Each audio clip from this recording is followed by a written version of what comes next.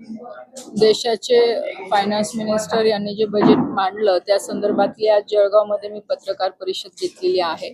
आणि जे बजेटमध्ये इथे तरतूद करण्यात आलेला आहे देशाच्या विकासाला घेऊन, सगळ्या योजनांना घेऊन त्या संदर्भातली माहिती इथे पत्रकार परिषदमधली दिली गेलेली आहे. खास करून आपण बघू शकता की कृषी क्षेत्रासाठी असेल खूप मोठी तरतूद इथे करण्यात आलेली आहे की ज्या माध्यमातून कृषी क्षेत्राला अजून पुढे भविष्यामध्ये कशा पद्धतीने चांगली आपण म्हणतो वाढ मिळू शकते की जेणेकरून शेतकऱ्यांना जास्त फायदा होऊ शकतो टेक्नॉलॉजीच्या माध्यमातून एआयच्या मदतीने शेतकऱ्यांचं उत्पन्न कसं वाढेल किंवा त्याचं मार्केटिंग कसं शेतकरी चांगल्या पद्धतीने करू शकेल की जेणेकरून त्याला चांगला फायदा मिळू शकतो ती तरतूद ह्या बजेटमध्ये करण्यात आलेली आहे.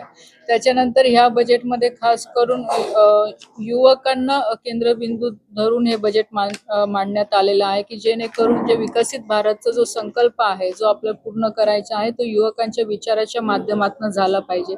म्हणून सगळ्या सेक्टरमध्ये युवकांचं योगदान कसं वाढेल की जेणेकरून ह्या देशाला आपण पुढे घेऊन जाण्यासाठी खूप मोठी मदत युवकांच्या माध्यमातून मिळू शकते.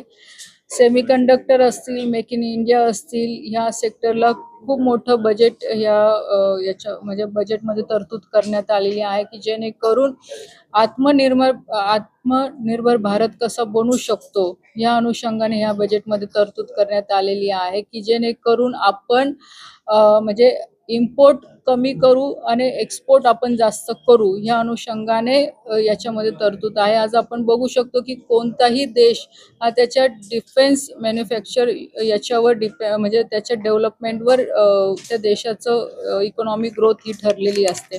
म्हणून डिफेन्स सेक्टरमध्ये पण आपण इम्पोर्ट कसं कमी करता येईल किंवा बाकी सेक्टरमध्ये पण इम्पोर्ट कसं कमी करता येईल याच्याकडे सुद्धा लक्ष देण्यात आलेलं आहे की जेणेकरून भारत पुढे जाईल. एक विकसित भारतच्या संकल्पनेने आपण पुढे जाऊ शकतो. त्या पद्धतीने याच्यामध्ये तरतूद करण्यात आलेली आहे. स्पोर्ट्ससाठी खूप एक विशेष निधी इथे उपलब्ध करून देण्यात आलेला आहे की खेलो इंडिया मिशनची सुरुवात झालेली आहे की ज्या माध्यमातून ग्रामीण भागातल्या खेळाडूंना एक चांगलं प्लॅटफॉर्म मिळू शकतो. स्पोर्ट्स सायन्स असेल, त्याच्यानंतर कॉम्पिटिशन असतील, लीग्स असतील, स्पोर्ट्सचं इन्फ्रास्ट्रक्चर असेल त्याला कसं आपण वाढवू शकतो देशभरामध्ये की जेणेकरून एक चांगलं स्पोर्ट्स कल्चर आपण आपल्या देशामध्ये निर्माण करू शकतो. यासाठी सुद्धा याच्यामध्ये तरतूद करून देण्यात आलेली आहे.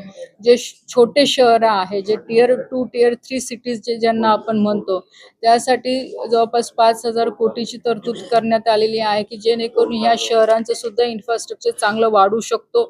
MSMEचे प्रोजेक्ट इथे जास्त वाढू शकतात. जे महिला बचत गट आहे त्यांना MSME सोबत जोडण्यात येत आहे की जेणेकरून ग्रामीण भागातली सुद्धा ग्रोथ ही महिलांच्या माध्यमातून झाली पाहिजे, महिला सक्षम झाल्या पाहिजे. आणि ह्या छोट्या शहरांमध्ये सुद्धा MSMEच्या माध्यमातून प्रकल्प कसे उभे राहतील जास्तीत जास्त करून की जेणेकरून तिथे रोजगाराची सुद्धा संधी उपलब्ध होईल. आणि त्याचबरोबरने की हे टियर 2 टियर 3 सिटीचं इन्फ्रास्ट्रक्चर पण चांगल्या पद्धतीने डेव्हलप होईल की जेणेकरून तिथलं एक आपण म्हणतो मजबूतीकरण जास्तीत जास्त कसं भविष्यामध्ये आपल्याला करून घेता येईल यासाठी सुद्धा ह्या बजेटमध्ये तरतूद करण्यात आलेली आहे.